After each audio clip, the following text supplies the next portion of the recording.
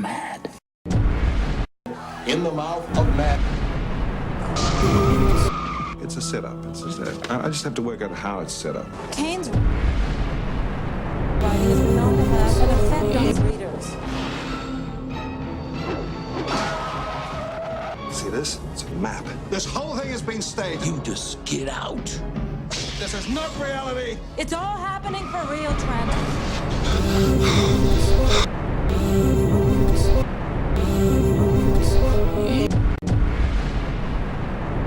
You take the blue pill, the story ends.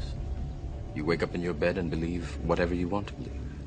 You take the red pill, you stay in Wonderland, and I show you how deep the rabbit hole goes. Is there anybody out there? If this were a dictatorship, it'd be a heck of a lot easier. Just so long as I'm the dictator.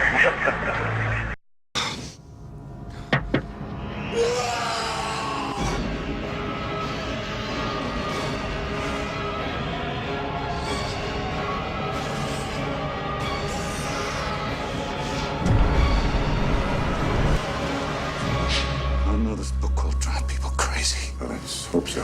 The movie comes out next month.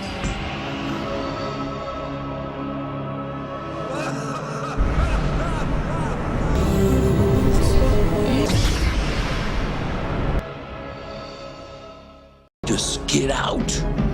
Just get out. It's a setup. I just have to work out how it's set up.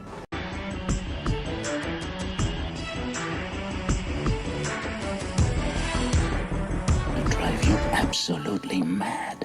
The riots began because the stores could not meet the demand.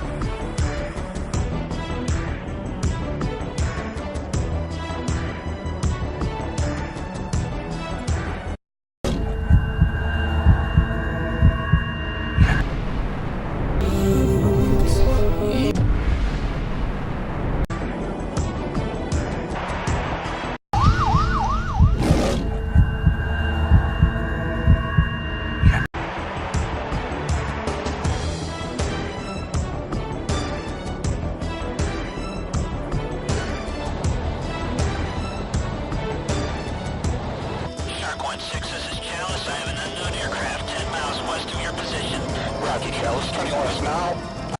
Custody. Chalice, 20 orders now. I have the unknown on my radar.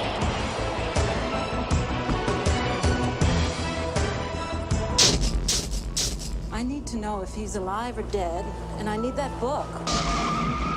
It's a setup. I just have to work out how it's set up. Kane's writing has been known to have...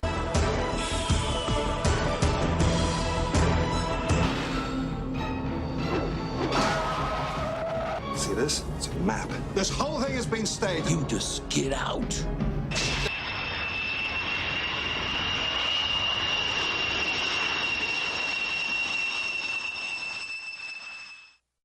This is not reality. It's all happening for real, Trent.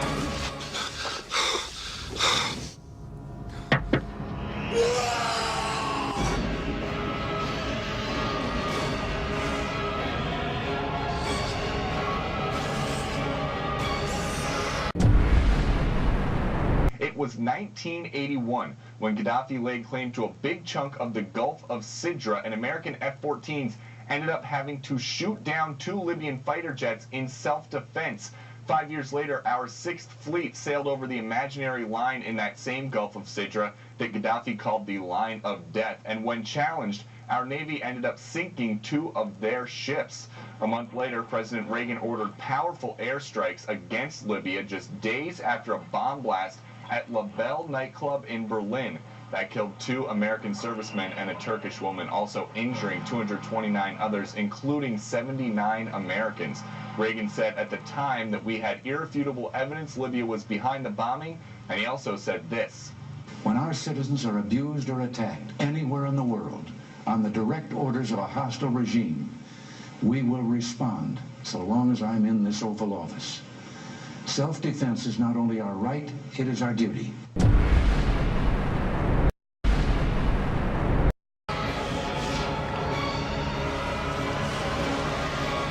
I know this book will drive people crazy. crazy. Well, let's hope so. The movie comes out next month.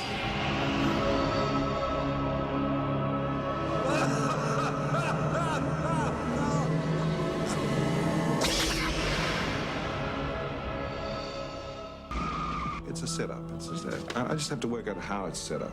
And I need that. Said a word for 15 years. Rum. It's a setup. It's just that. I just have to work out how it's set up.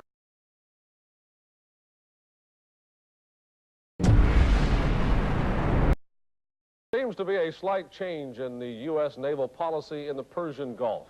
Good evening, I'm Gary Jackson, sitting in for the vacationing Howard Nathan. The seas were calm today in the Persian Gulf, but Iranian warships are becoming a more common sight as U.S. and European allies operate in this dangerous area. The Navy started its Persian Gulf operation guarding ships sailing the U.S. flag, but now a slight shift is becoming clear in U.S. naval operations. As Anthony Mason reports, this new strategy has some Middle East experts worried. The New Year's first victim in the Gulf tanker war anchored today for repairs. Friday, a missile ripped a hole through the hull of the Maltese ship Alga. Every day, Iranian warships now patrol the Gulf waters, challenging even the Western Armada. British warship. Oh, this is Iranian warship calling you on channel 16. You are in formation with two tankers? This is British warship. I'm on passage in international waters, over. This week, Defense Secretary Frank Carlucci will visit the American fleet and meet with the leaders of 4 moderate Gulf states. Saudi Arabia's King Fahd is expected to pressure the U.S. to increase its role in the region. The Reagan administration's policy is to escort only U.S.-flagged ships, but the Navy seems to be quietly stretching those boundaries, increasing what one foreign diplomat called the opportunity for an accident. So now the Stark. Now there's a ship with a history. Yes. A unique history. Very unique, yes. Can you tell us a little bit about what happened? It was obviously before you got on board her, but that was. Her history is dynamic. Yeah, that incident happened with the 2 Exocet missiles that Iraq shot at them. Happened just as I was enlisting. And one of my friends on board, the Vreeland, was actually on the ship when it happened. And the guided missile cruiser Sterret was spotted yesterday sailing alongside 2 tankers flying foreign flags, one Japanese, the other Liberian. A U.S. decision to play Gulf policeman could be expensive. Nevertheless, the moderate Gulf states are uncertain of the American commitment and fear that another Stark incident might provoke the U.S. to pull out entirely. With the escalating pace of the war, that seems unlikely. Concluded one Western diplomat, we're going to be here for a very long time. Anthony Mason, CBS News in the Gulf.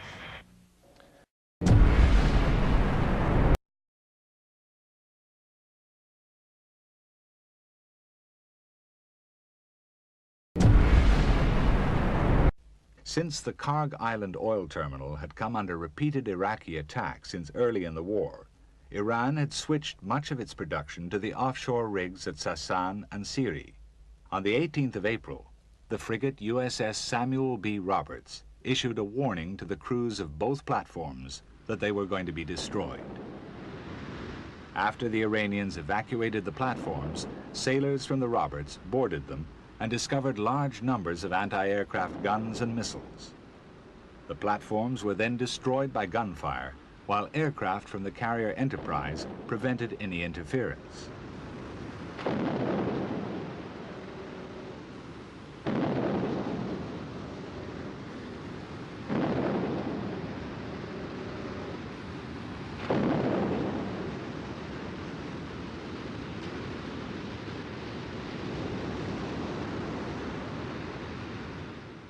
Empty shell cases could be seen bobbing in the water.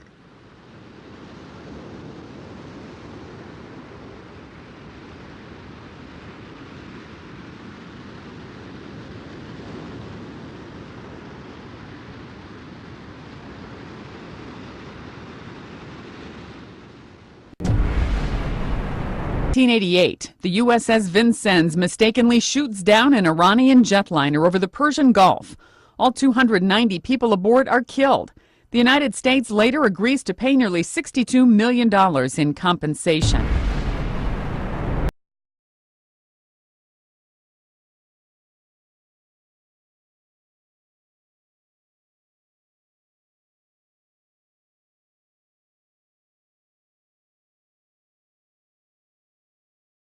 The Milan anti-tank missile. We've got 300 in the field. Yeah. Yep. Let's kill some Russians.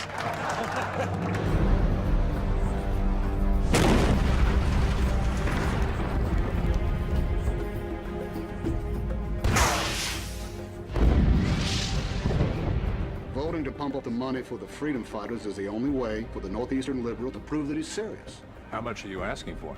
I'd want to go from 70 million to 100 million. If you vote for me, I can deliver the Black Caucus for the farm subsidy.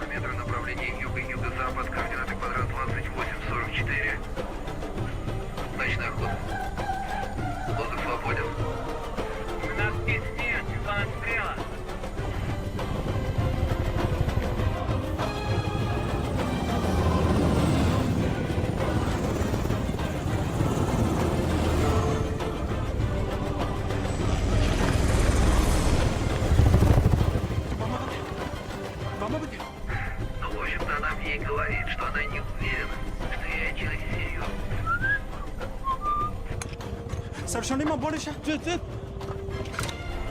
оружие. Боевая готовность. Прием. Я включил. Прием. Прием. Открыть огонь.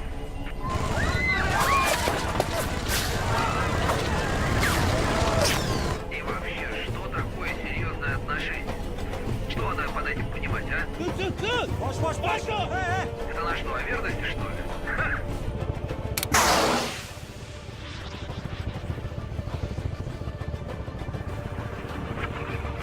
Ай, ну если ее понятие верности...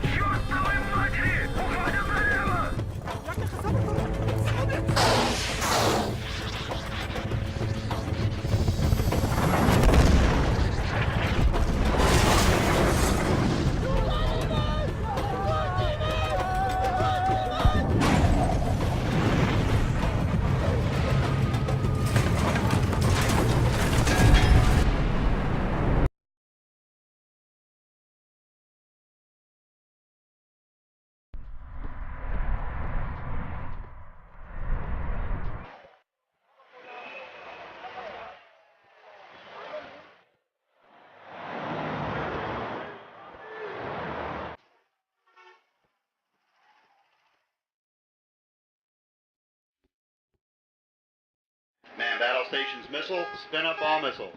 Weapons, launcher ready. One away.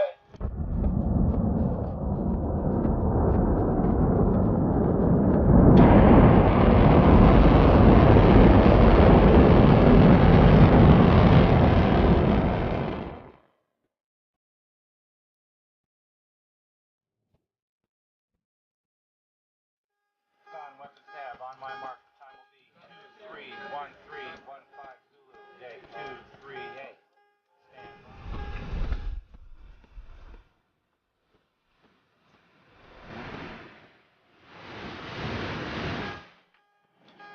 Launch camp MC ready.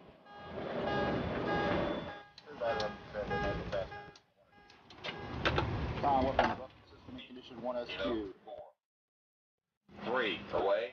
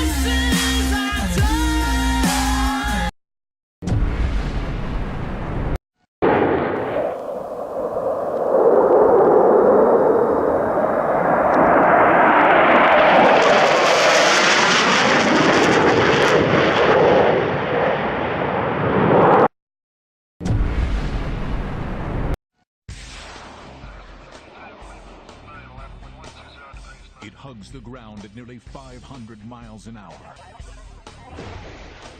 From over 1,500 miles away, it can hit a target within 10 yards. It can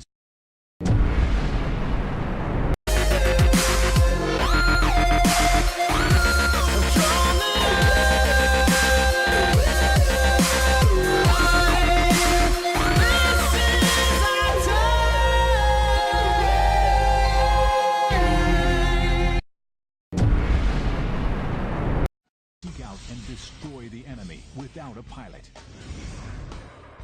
The missile is a crushing weapon of choice for today's battlefield.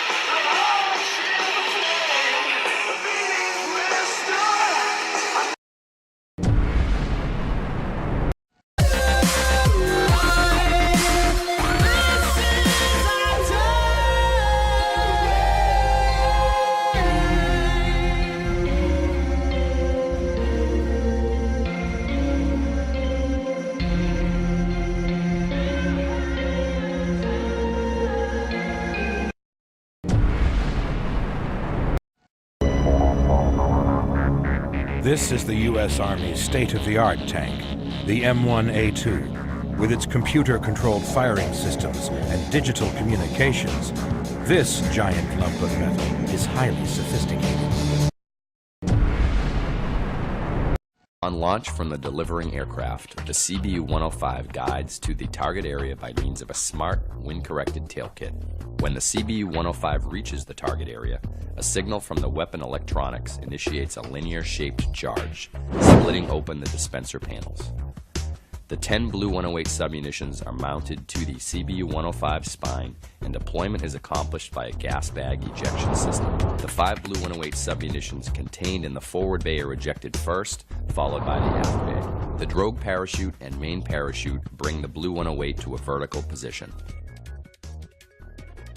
The parachute is then cut simultaneously as the submunition cover release exposes the 4 smart skeet warheads.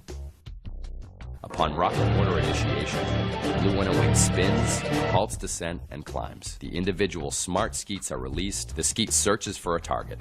The target is then identified using both passive infrared sensors and an active laser sensor. Upon target detection, a fire solution is reached and the warhead detonates. The explosively formed and penetrated warhead defeats the armored target. The following video is flight test footage of the CBU-105.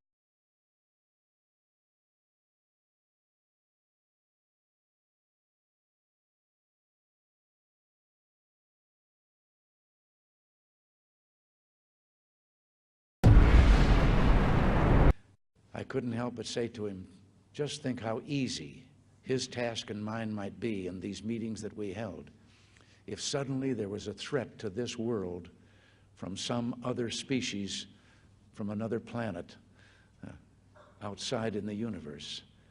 We'd forget all the little local differences that we have between our countries, and we would find out once and for all that we really are all human beings here on this earth together.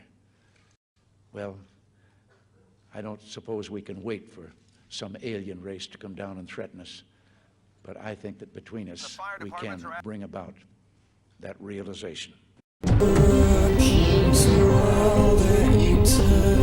I couldn't help but say to him, just think how easy his task and mine might be in these meetings that we held if suddenly there was a threat to this world from some other species, from another planet, outside in the universe.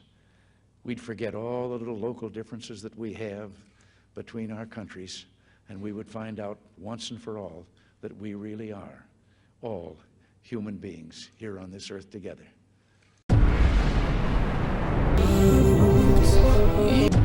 Well, I don't suppose we can wait for some alien race to come down and threaten us, but I think that between us we can bring about that realization.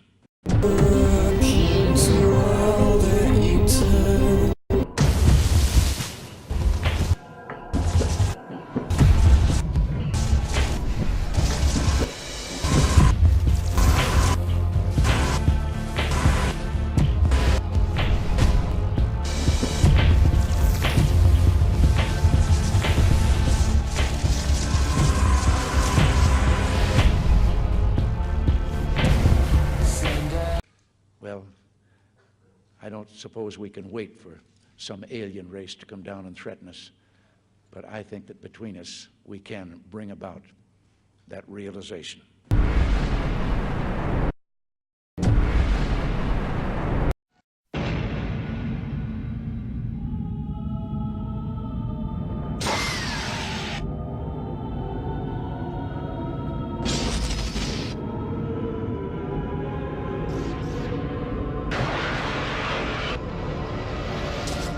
This one will drive you absolutely mad.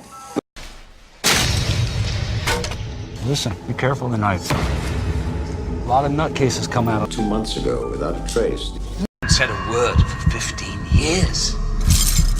Rum. I'm gonna cut that mask right off your face.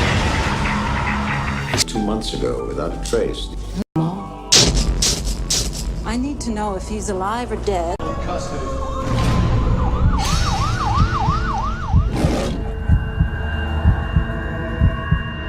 This is not reality. It's all happening. Season of the witch. This is not reality. It's all happening. The night no one comes home. This is not reality. It's all happening.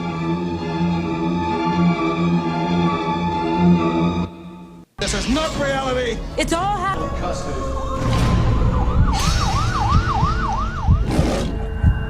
This is not reality. It's all happening.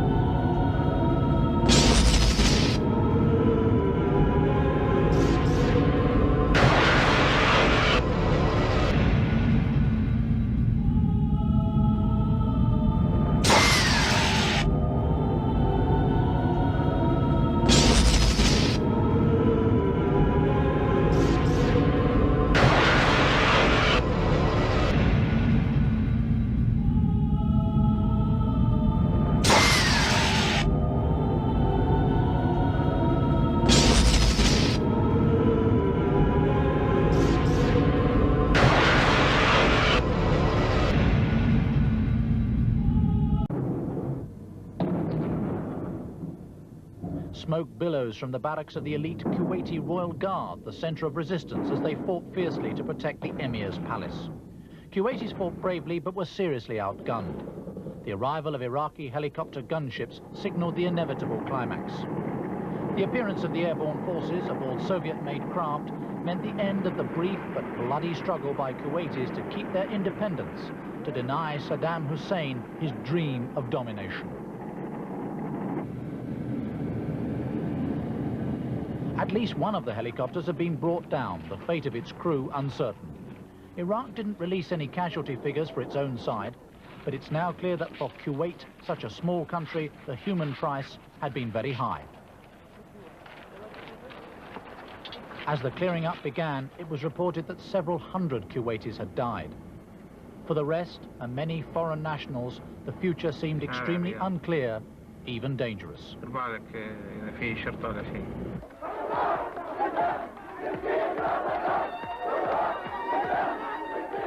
The world may condemn, but Saddam Hussein is not just a popular leader.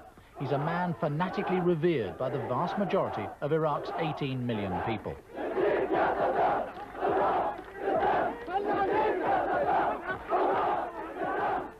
And these crowds revere a man who believes he is the one person able to unite them with other nations in a huge pan-Arab state, a leader who portrays himself as the reincarnation of King Nebuchadnezzar, who ruled from Babylon in biblical times.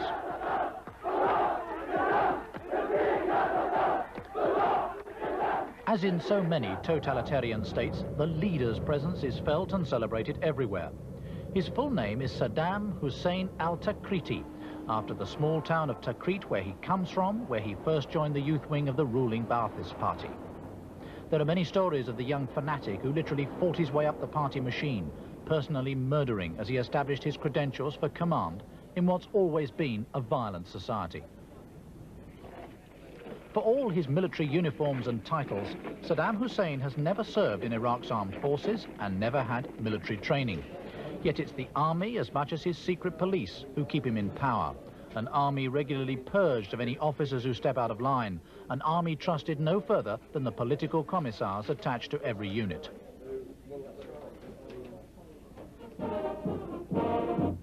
The army is huge, 1 million men under arms, 3/4 of them combat ready. Not only has it more soldiers than any other army in the Middle East, it's the 4th largest in the world and growing. It's well equipped with missiles. Iraq has 70 batteries of anti-aircraft rockets. When it comes to tanks, Iraq now has 5,000, dwarfing the armory of most of its neighbors, many supplied by the likes of America and Britain. Long-range missiles, the sort of menacing weapons fired off at Iranian cities in great numbers during the Gulf War. And Iraqi troops show every sign of being ready to cope with chemical warfare. A vast, frightening military machine. But for all its apparent power, Western analysts do not rate it very efficient. It did not fare very well in the war with Iran.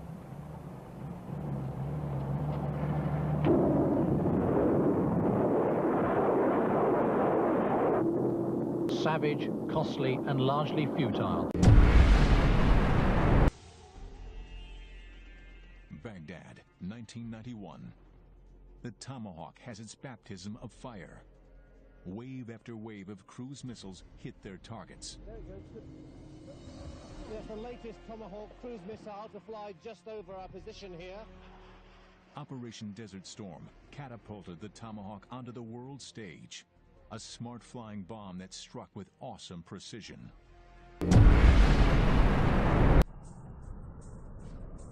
The modern Tomahawk is 1,000 times more accurate.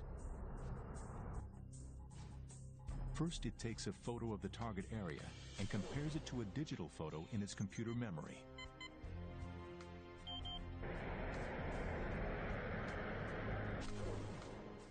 Then a GPS signal guides the missile into the target. Once locked on, a Tomahawk hits within an accuracy of 10 yards. Some say it could even fly through a window.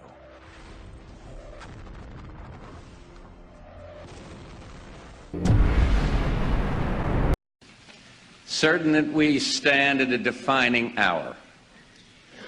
Halfway around the world, we are engaged in a great struggle in the skies, and on the seas and sands. We know why we're there. We are Americans, part of something larger than ourselves. For 2 centuries, we've done the hard work of freedom, and tonight, we world in facing down a threat to decency and humanity. What is at stake is more than one small country. It is a big idea, a new world order, where diverse nations are drawn together in common cause to achieve the universal aspirations of mankind: peace and security, freedom, and the rule of law. Such is a world worthy of our struggle and worthy of our children's future. World in facing down a threat to decency and humanity. What is at stake is more than one small country.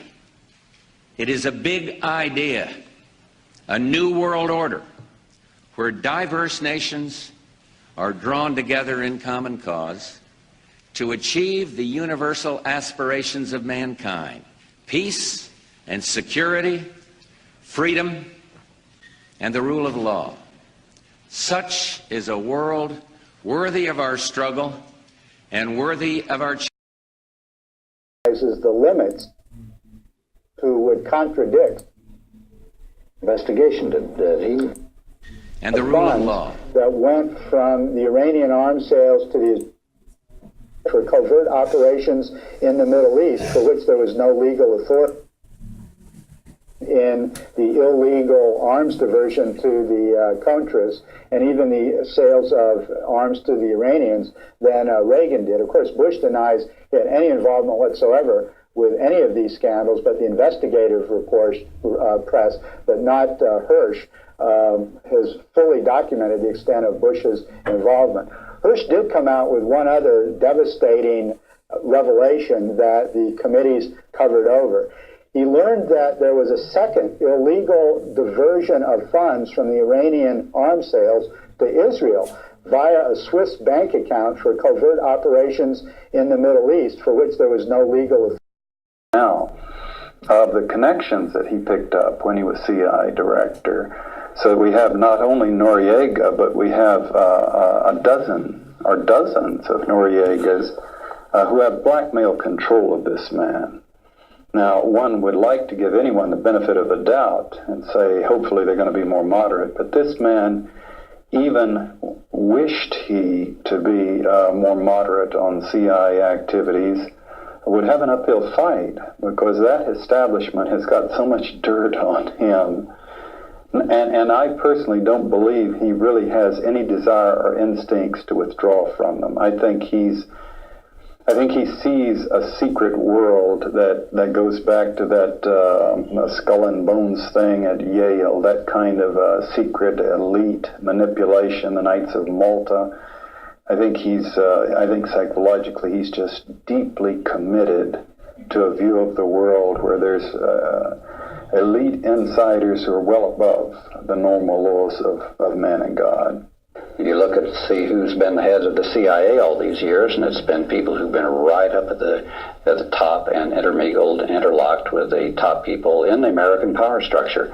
It seems that that's such an important part, running an intelligence service, that the establishment people don't want any outsiders doing it. Well, what is the implication then of having an ex-CIA director, the President of the United States? This is the first time that this has ever happened, that someone who is so deeply involved in intelligence activities is actually the President. Well, it's a giant step towards the national security state is what it is. It's a huge victory for the national security establishment.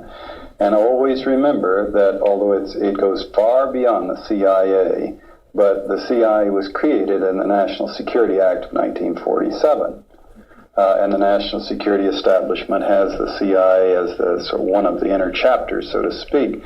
and to have one of its directors bought into the thing totally and controlled by all of the illegal activities that he's been privy to and part of, it means just that. We've been watching and worrying, and people have been writing books for 15 years about the national security state. And this is a giant step in that direction, is what it amounts to. So does that mean that the CIA will have much more influence in current policy than they would have otherwise? And that Bush has this mentality, the sort of conspiratorial, covert action, interventionist view of the world that these people have. How do you think that might translate practically into an increased role for the CIA? Or increased influence on Bush? You get into some nuances or personalities, if you will. Overall, the establishment that the CIA represents is much stronger, having Bush as president.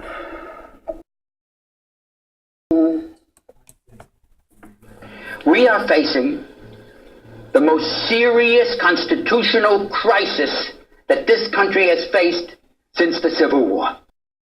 A conscious plan by the most powerful forces in the governmental structure, in the industrial structure, to experiment with the undermining and abandonment of the most elementary constitutional rights of all of the people set forth in the Constitution. Suspending the Constitution of the United States, suspending the Congress and replacing it with a military government, suspending local and state legislatures, suspending the courts and replacing with military tribunals, and establishing detention camps throughout the country in which any person who didn't agree with this proclamation would be thrown in. What the American people must never forget is that when fascism comes to America, it will come wrapped in an American flag. Arthur Kinoy is one of America's greatest fighters for civil liberties. We all owe a great deal to him, and he's going So that's a long way round to say that was the fight. And what we learned out of it, though, was something that has a terrific impact on our work today. And that is that if you're going to fight for the rights of the people, for the protection of elementary constitutional rights, you cannot sit quietly on the defensive and just wait until they attack this person and that person, and then you go through long, torturous cases. You have to think through, together with your clients, the people who are injured and hurt, how to take the offensive. How to utilize the legal system to say to the entire nation that there is a danger to the rights of all of us by what's going on, and charging that the administration, the Department of Justice, or the local police, whoever responsible for this, that they must be the defendants, because they are guilty of what? They are guilty of the most serious crime: conspiracy to undermine and destroy the Constitution of the United States. And that's the lesson that I learned out of the work in the 1950s against the McCarthy period, in the 1960s against the effort to destroy black movement and the young people's movement and the women's movement, and the experiences in the struggles that we had in the 50s and 60s against the effort to destroy the trade unions. That you cannot sit back quietly, you have to fight back. You have been in the middle of all these fights for so many years. And what did, from the first days of the Reagan administration, millions of people in this country had organized and demanded that rights that they had been denied for hundreds of years must be enforced. All right, we won on that, and we got wonderful ways of going into the federal courts to protect people who were discriminated against in employment, discriminated against in any aspect of life. And what did, from the first days of the Reagan administration, what was announced? That the decisions of the Supreme Court were enforcing these statutes. Oh, you're trying to give me a hint that there are aliens. No, I'm trying to tell you I don't know. Oh. But if we were visited someday, I wouldn't be surprised. I just hope that it's not like Independence Day. Yeah, right. That it's a conflict. Well, now we have friendly Maybe the only way to unite this incredibly divided world of ours. They're out there. We better think of how all the differences among people on Earth would seem small if we felt threatened by a space invader. That's the whole theory of independence. You're right. Everybody gets together and makes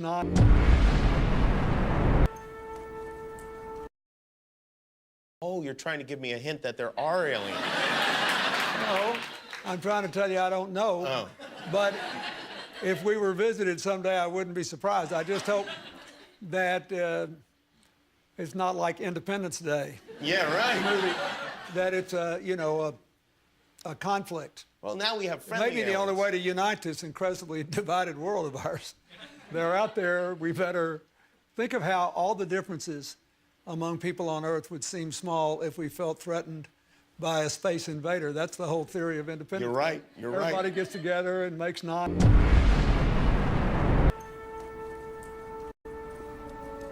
Mankind, that word should have new meaning for all of us today. We can't be consumed by our petty differences anymore. We will be united in our common interest. Perhaps it's fate that today is the 4th of July, and you will once again be fighting for our freedom. Not from tyranny, oppression, or persecution, but from annihilation. We're fighting for our right to live, to exist. And should we win the day, the 4th of July will no longer be known as an American holiday, but as the day when the world declared in one voice, we will not go quietly into the night. We will not vanish without a fight. We're going to live on. We're going to survive. Today, we celebrate our Independence Day.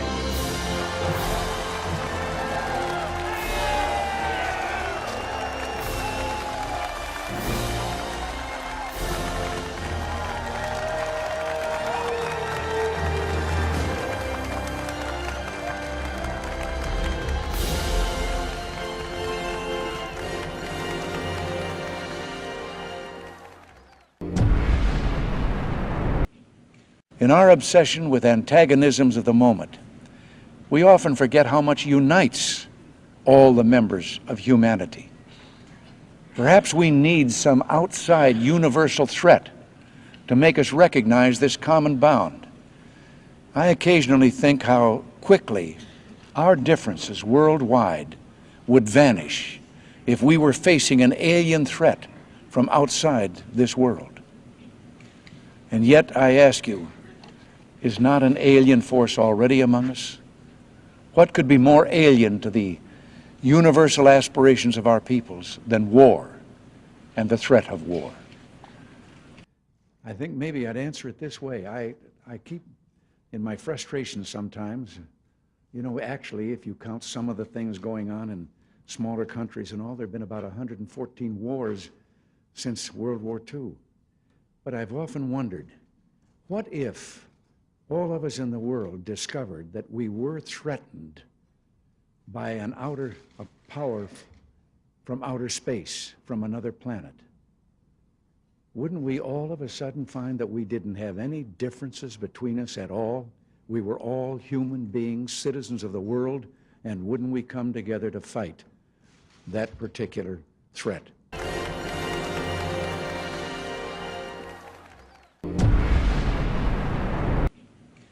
And yet, I ask you, is not an alien force already among us?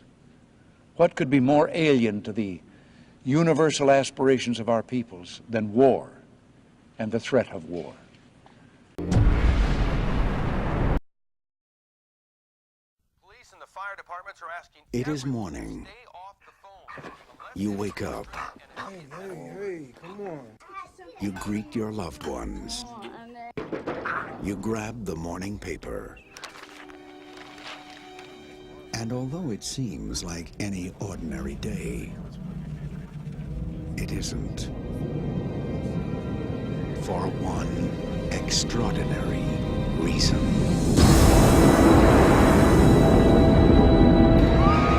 A historic and unprecedented event has occurred.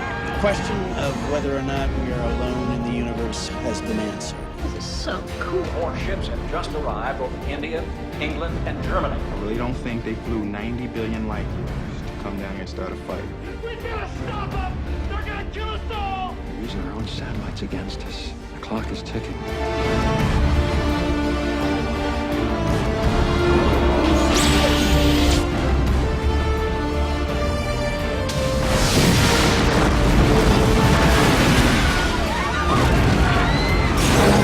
Launch a counteroffensive with a full nuclear strike over American soil. If we don't strike soon, there may not be much of an America left to defend. Being exterminated. Kick the tires and light the fire.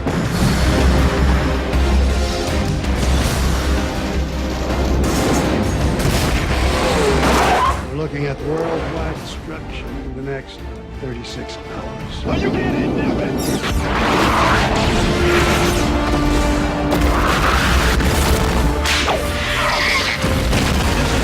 fast enough, get right in there! Should we win the day, The 4th of July will no longer be known as an American holiday, but as the day when the world declared in one voice, we will not go quietly into the night, we will not vanish without a fight, we're going to live on, we're going to survive. Today, we celebrate our Independence Day.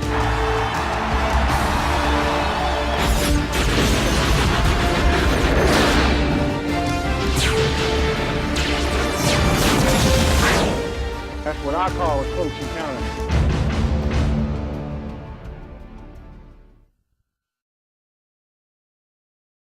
Well, I don't suppose we can wait for some alien race to come down and threaten us, but I think that between us, we can bring about that realization.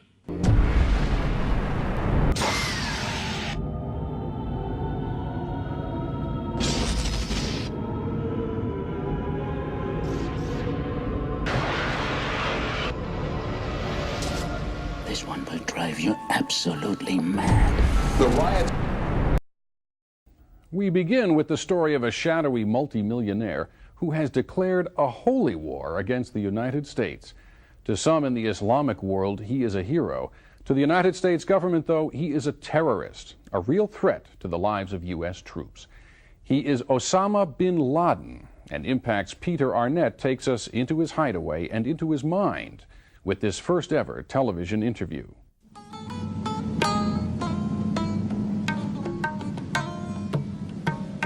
Amidst these remote mountains of Afghanistan are the various hiding places of one of the world's most wanted men,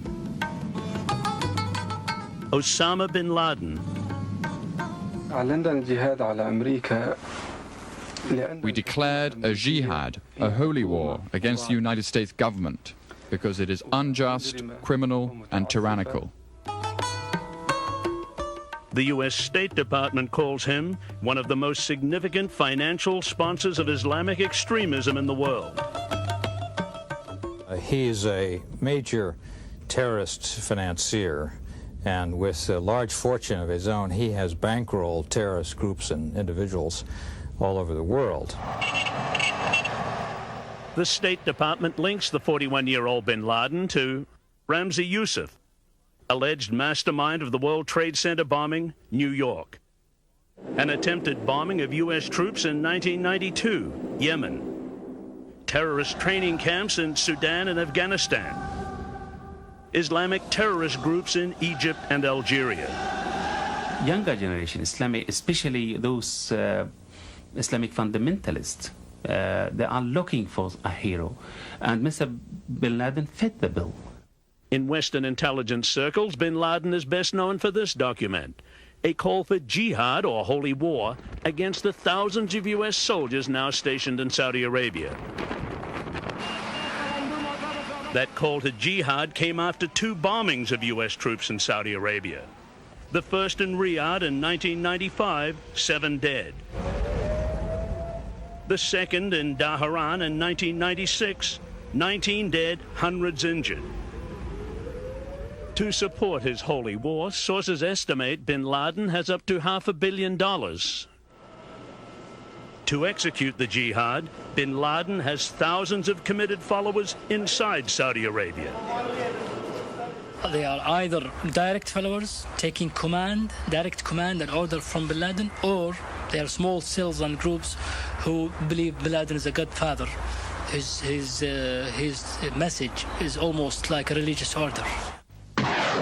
Most of those followers fought alongside bin Laden in an earlier jihad, the 1980s war in Afghanistan against the Soviet Union. Afghanistan drew thousands of volunteers like these from around the Islamic world. They learned how to handle weapons and explosives. They became known as the Afghan Arabs. Osama bin Laden left his comfortable life in Saudi Arabia to become a leader of the Afghan Arabs. Informed estimates put their numbers between 12,000 and 20,000 men. Bin Laden's victories against the Soviets were well publicized in Saudi Arabia. Because of that, a lot of people wanted to participate in jihad, and they thought that Osama is an important figure. But he was not only willing to put his money, but he actually gone there himself and fought himself and got hurt. After the Afghan war, bin Laden became disillusioned with the Saudi regime, deeming it insufficiently Islamic. He moved to Sudan. 5 years later, under U.S. and Saudi pressure, bin Laden was expelled from Sudan. A year ago, bin Laden took refuge here in Afghanistan. Afghanistan is perhaps the only country in the world that will accept him. Our quest to meet bin Laden begins in Peshawar, Pakistan, and then across the Khyber Pass to Jalalabad, Afghanistan, where we wait for several days.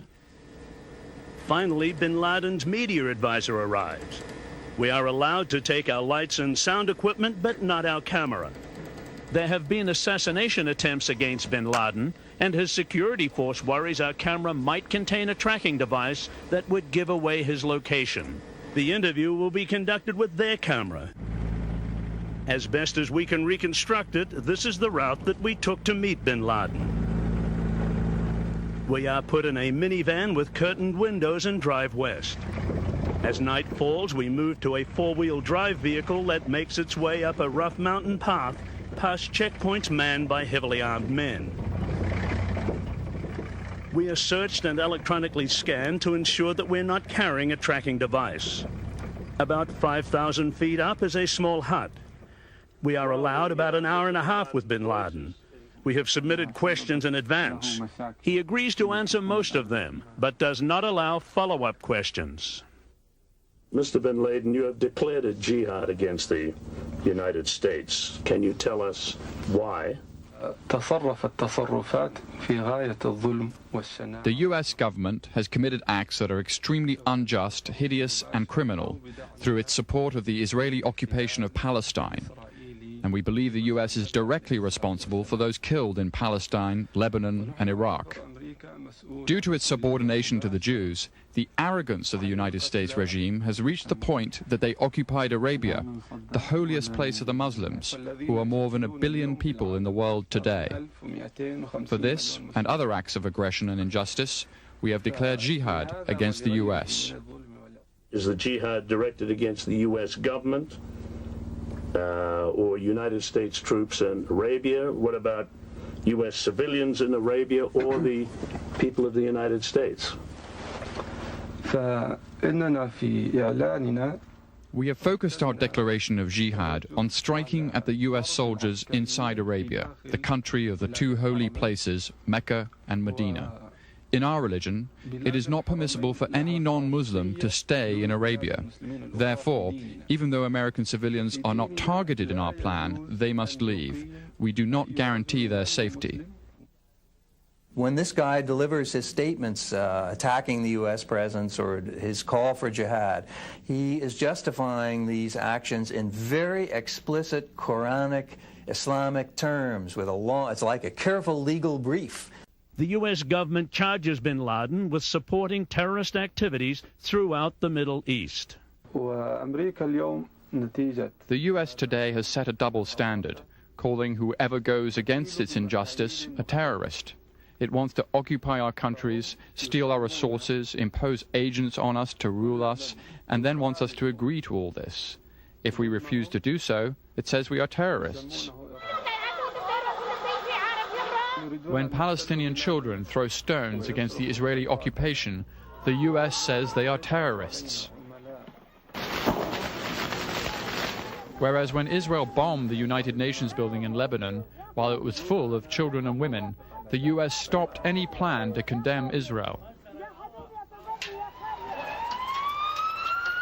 The U.S. government also points to bin Laden's circumstantial ties to terrorism within the United States.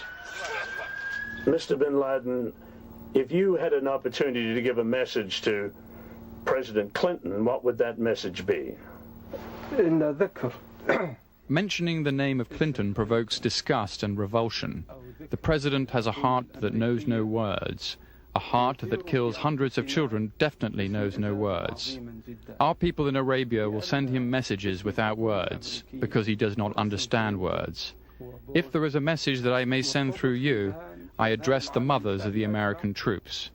To these mothers I say, if they are concerned for their sons, then let them object to the U.S. government's policy.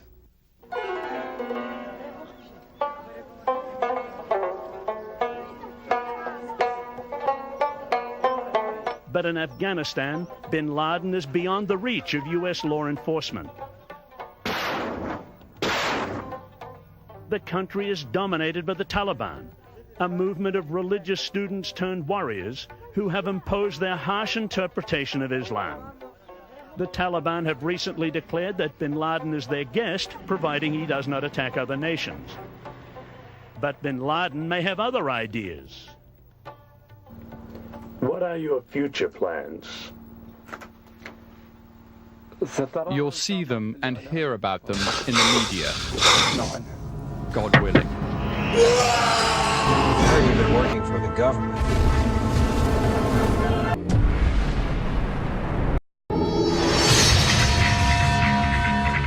Is the boogeyman real? Why are you so obsessed with the boogeyman, Tommy?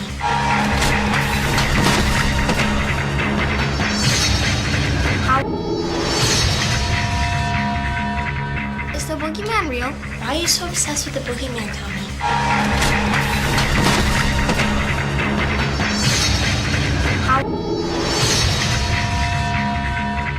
Is the boogeyman real? Why are you so obsessed with the boogeyman, Tommy? While we were speaking moments ago, a second plane, hard to identify the size of it, bored its way into the easternmost tower. So we have...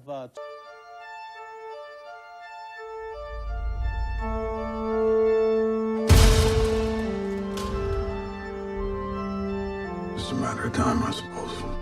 Two crashes. Here's a different angle of the same plane. You see it off there on the left. Boring into there. But again, at this point, it is restricted airspace. It is a clear day, so the suspicions are high that these are intentional acts.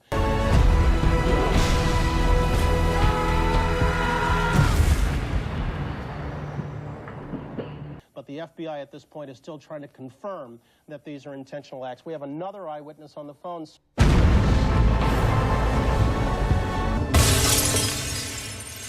Base of the World Trade Center. You can see the two towers. Debris continues to fall and to rain on the people below. There are people hanging from the windows 90 stories up, and a number of bodies have actually hit the pavement. The world will look up and shout, "Save us." And I'll whisper, "No." This is as close as we can get to the base of the World Trade Center. You can see the two towers. Debris continues to fall and to rain on the people below. There are people hanging from the windows 90 stories up, and number of bodies have actually hit the pavement. I think that there's some really crazy people in this world. This is just not too many innocent people. People were jumping off the building, body parts all over the place. I mean, this is just, I feel like I was in a movie.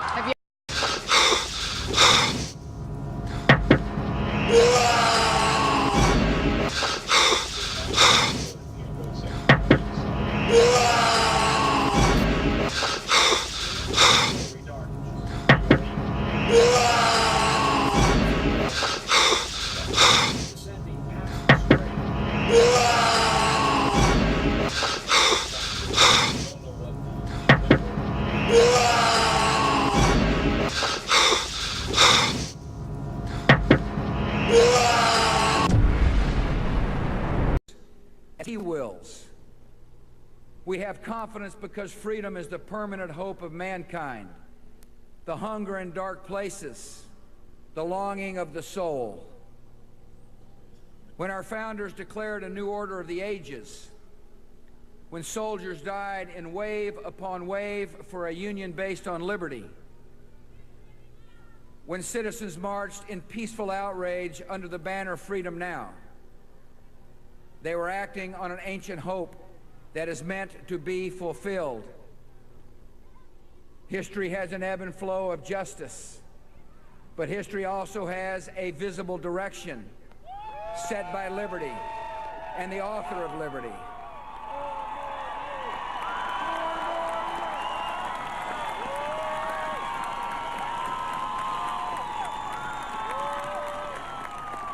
When the Declaration of Independence was first read in public and the Liberty Bell was sounded in celebration, a witness said it rang as if it meant something. In our time, it means something still. America in this young century proclaims liberty throughout all the world and to all the inhabitants thereof. Renewed in our strength, tested but not weary, we are ready for the greatest achievements in the history of freedom.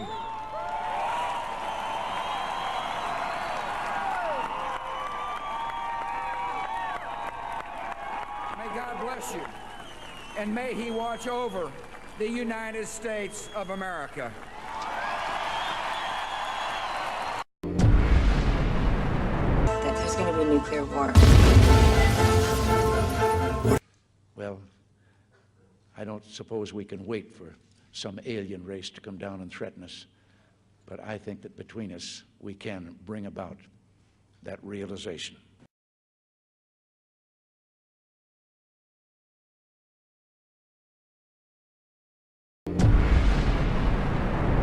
The White House is backing remarks by Secretary of State George Shultz that terrorism should be fought with military force.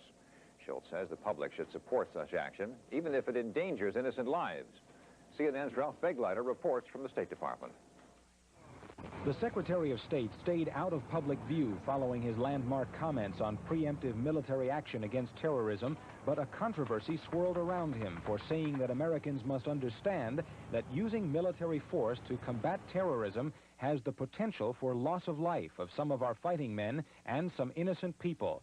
In Cincinnati, Vice President Bush disavowed Shultz's policy on terrorism. "I don't agree with that," said Bush. "We're not going to go out and bomb innocent civilians. I don't think we will ever get to the point where we will kill 100 innocent women and children just to get one terrorist." Aides traveling with the president said Bush may not have known exactly what Shultz said. Mr. Reagan said he would find out if there's any disagreement between his vice president and Secretary of State. But the president made it clear he does not disagree with Shultz. There was nothing new in that speech that was not already policy.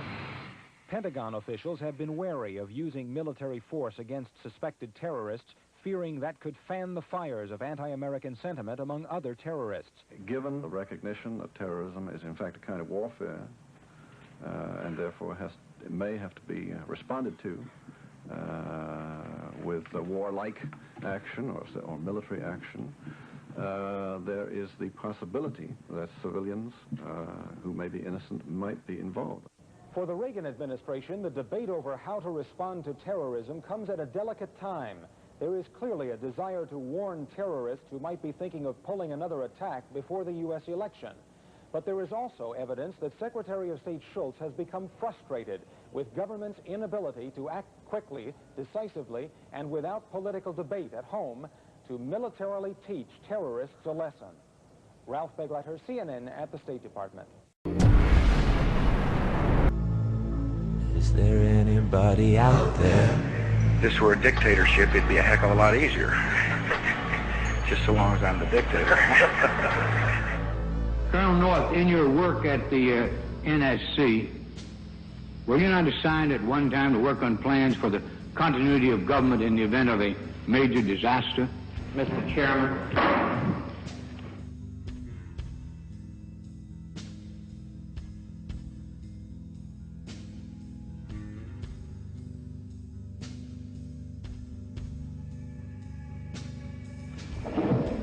I believe that question touches upon a highly sensitive and classified area, so may I request that you not touch upon that, sir. I was particularly concerned, Mr. Chairman, because I read in Miami papers and several others that there had been a plan developed by that same agency, a contingency plan in the event of emergency that would suspend the American Constitution. And I was deeply concerned about it and wondered if that was the area in which he had worked. I believe that it was, may I most respectfully request that that matter not be touched upon at this stage. If we wish to get into this, I'm certain arrangements can be made for an executive session. We have lived as if in a trance. We have lived as people in fear. And now, our rights and our freedoms in peril, we slowly awaken to learn that we have been afraid of the wrong thing.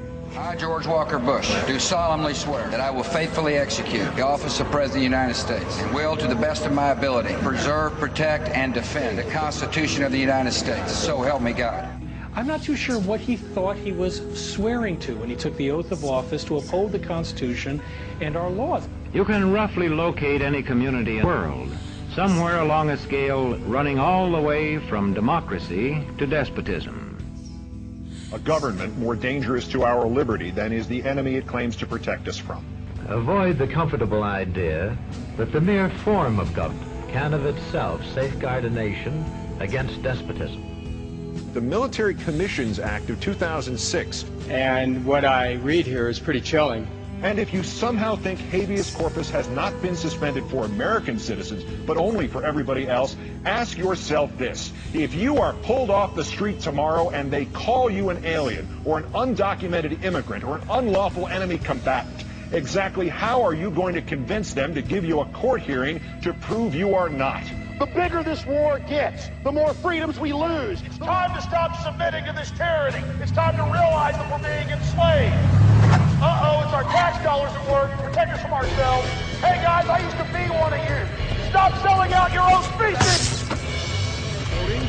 The privilege of the writ of habeas corpus shall not be suspended unless when in cases of rebellion or invasion the public safety may require it.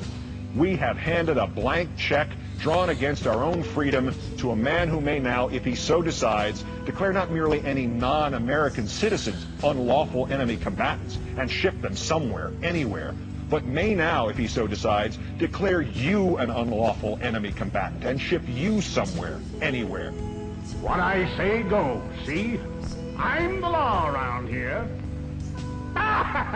So I hear the voices, and I read the front page, and I know the speculation, but I'm the decider, and I decide what is best. First of all, this president's theory of his power is now, I think, so extreme that it's unprecedented. He believes that he has the inherent authority to violate federal law. To move beyond that, it's the American people themselves that have to make a consensus that they do not trust Mr. Bush and Mr. Cheney with the reins of power, given their very, very extravagant claims of what the president can do after 9/11. For example, utilize the idea that all of the United States is a military battlefield and they could impose martial law anytime they wish.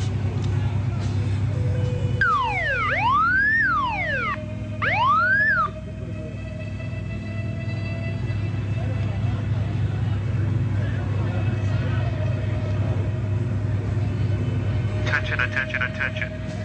American forces are here to help. Remain calm. We will not tolerate civil disobedience. Attention, attention, attention. American forces are here to help.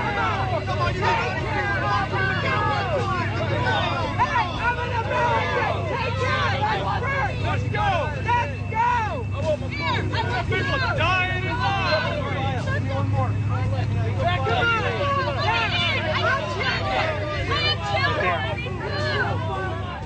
Law ever become a reality in America? Some fear any nuclear, biological, or chemical attack on U.S. territory might trigger just that. And as KSLA News 12's Jeff Farrell discovered, the clergy would help the government with potentially their biggest problem, us. From my cold, dead hand. Charlton Heston's famous declaration. We are facing the most serious constitutional crisis that this country has faced since the Civil War. And what is happening is a conscious plan by the most powerful forces in the governmental structure, in the industrial structure, to experiment with the undermining and abandonment of the most elemental. What is happening is a conscious plan by the most powerful forces in the governmental structure, in the industrial structure,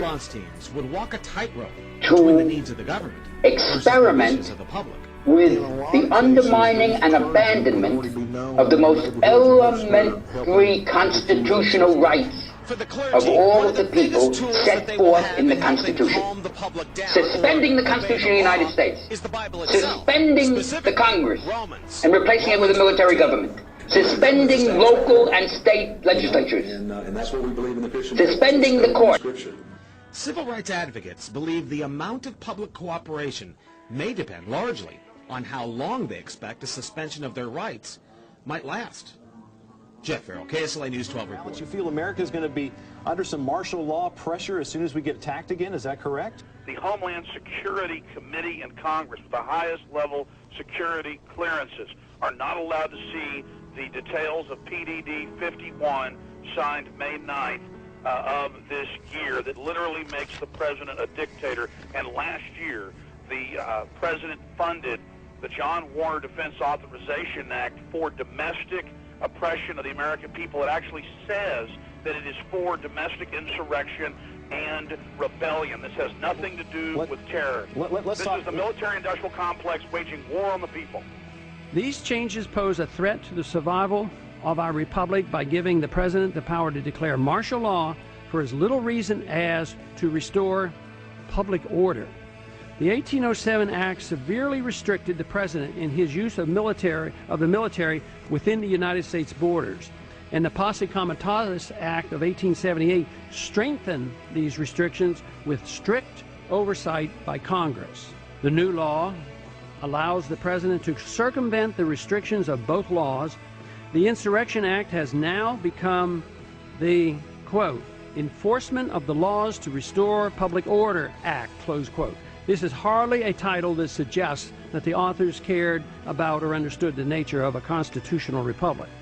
Before the war in the Middle East spreads and becomes a world conflict for which we'll be held responsible, or the liberties of all Americans become so suppressed we can no longer resist, much has to be done. Time is short, but our course of action should be clear. Each of us must choose which course of action we should take. Education, conventional political action, or even peaceful civil disobedience to bring about necessary changes. But let it not be said that we did nothing.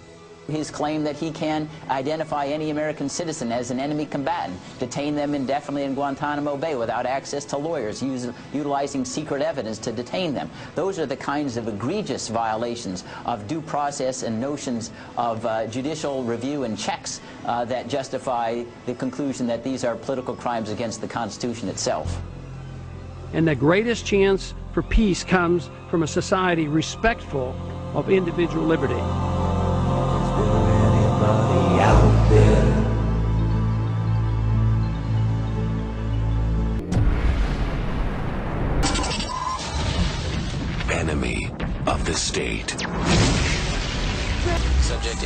We have reason to believe that he was unsuspecting, was innocent. Freeze there, times 10. Producer of the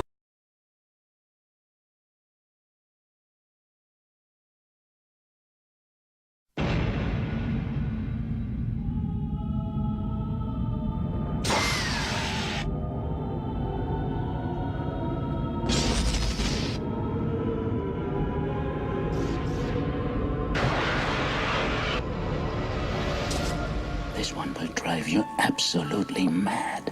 The riots began because the stores could not meet the demand of Sutter Kane's novel, In the Mouth of Madness. Kane disappeared 2 months ago without a trace. You're the guy that writes horror books. You can forget about Stephen King. Kane outsells them all. I need to know if he's alive or dead, and I need that book. It's a setup. I just have to work out how it's set up. Kane's writing has been known to have an effect on his readers. See this? It's a map. This whole thing has been staged. You just get out. This is not reality. It's all happening for real, Trent.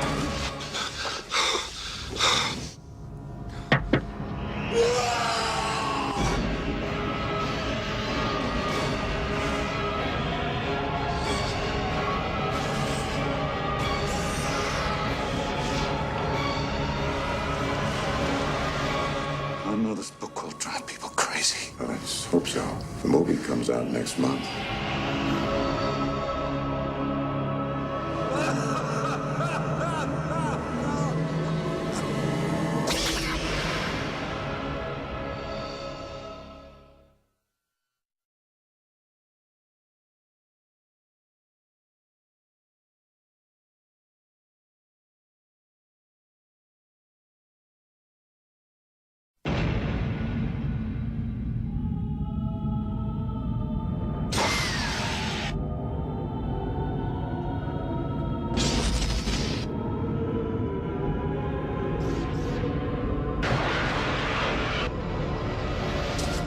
This one will drive you absolutely mad.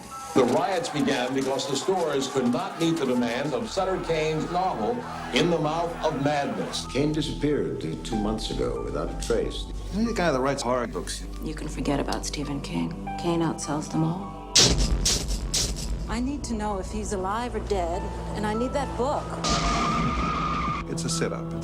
I just have to work out how it's set up. Kane's writing has been known to have an effect on his readers.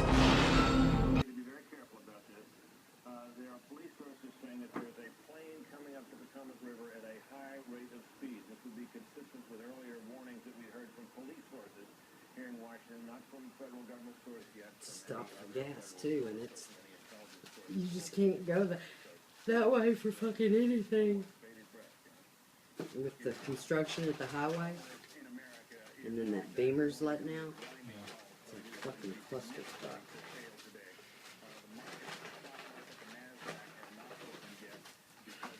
These motherfuckers. He said you was gonna be ready. I can't help it. It's like a fucking nightmare. I'm ready. Look at this. Come here and watch this fucking helicopter get shot down. What the hell?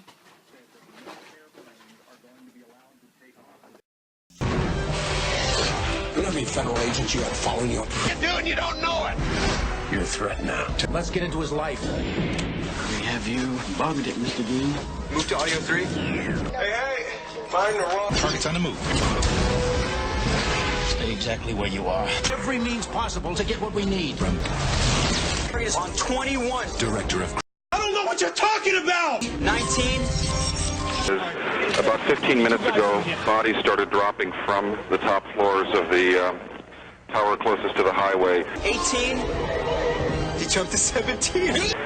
About at least 5 or 6, and it was absolutely terrible. Obviously, they had two choices: to be burned in flames or to leap and end it all. What is happening? You know me. You're one of them, aren't you?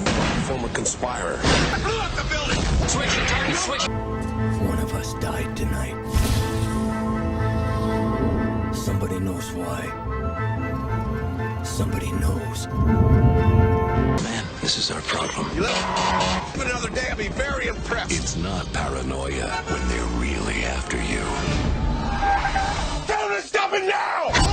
Because you made a phone call! Pass sensitive materials to. What do you suggest we do about it? Send a heartbeat to the void that cries through you. The pale princess of a palace crack. And now the kingdom come. The world is lost and blown. And we are flesh and blood, the sin of greed. In your darkest hour, no secrets lay. We can watch the world devour in its day. God help us all. That's why someone wants us out of the way. Why would I save the world? I no longer have any stake in it. Gentlemen, welcome. Adrian, we know everything. Then what's there to discuss, Dan? Plenty. You killed You rest in peace. Figured it out first. Nixon had him keeping tabs on us, making sure we weren't rocking the boat. Found out what I was doing here. Even I couldn't predict he'd be the one to have a change of heart. I had to kill him. Then I neutralized. No easy task. I put roughly $2 billion into research to block down his vision of the future. You used his psych profile to manipulate him. Got him to leave the planet. I've known long enough to see he isn't devoid of emotion. His subtle facial twitches wouldn't be noticed by the layman, but to me, he might as well have been sobbing. All I needed to do was tug on the thread. The sudden flood of emotion felt when he came to believe he'd given people he loved was all the excuse he needed to leave Earth. You're a bullshit assassin. You paid him to throw us off. Gave his life in the service of a higher cause than you and your mass killer theory. One you follow with the tenacity of a true sociopath, and I was able to move forward. Sorry to disappoint you.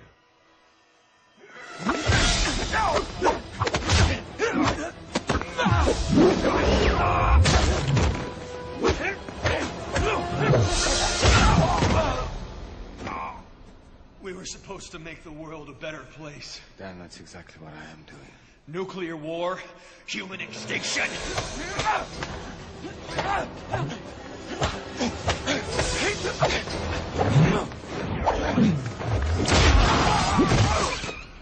Of course, my moral safeguards gave me pause as a necessary sacrifice. A few key regions around the globe. New York, Los Angeles, Moscow, Hong Kong, disintegrated in an instant. 15 million people killed. South. The world's punishment for flirting with World War III. In fact, no one outside this room ever has to know. The energy breakthrough I was working on just came to fruition. Humanity's savage nature will inevitably lead to global annihilation. So in order to save this planet, I had to trick it with the greatest practical joke in human history. Killing millions. To save billions. A necessary crime. No, we can't let you do that. Do that, Rorschach? I'm not a comic book villain. Do you seriously think I'd explain my masterstroke to you if there were even the slightest possibility you could affect the outcome? I triggered it 35 minutes ago. Keep your own secrets.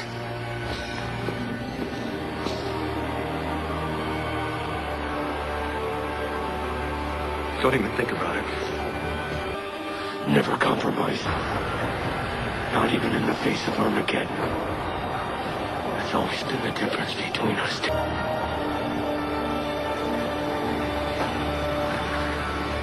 I've made myself feel every day. See every innocent face I've murdered to save humanity.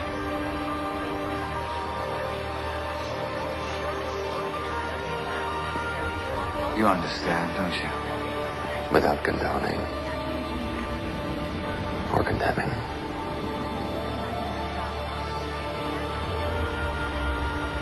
I understand.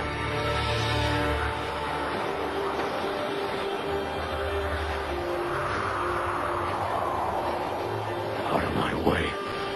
People have to be told. You know I can't let you do that. Suddenly you discover humanity. Convenient.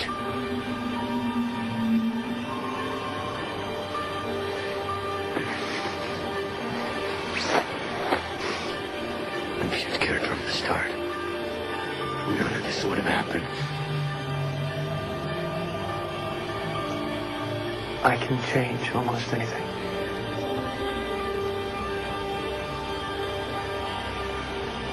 But I can't change human nature. Of course you must protect life's new utopia. What's one more body amongst foundations?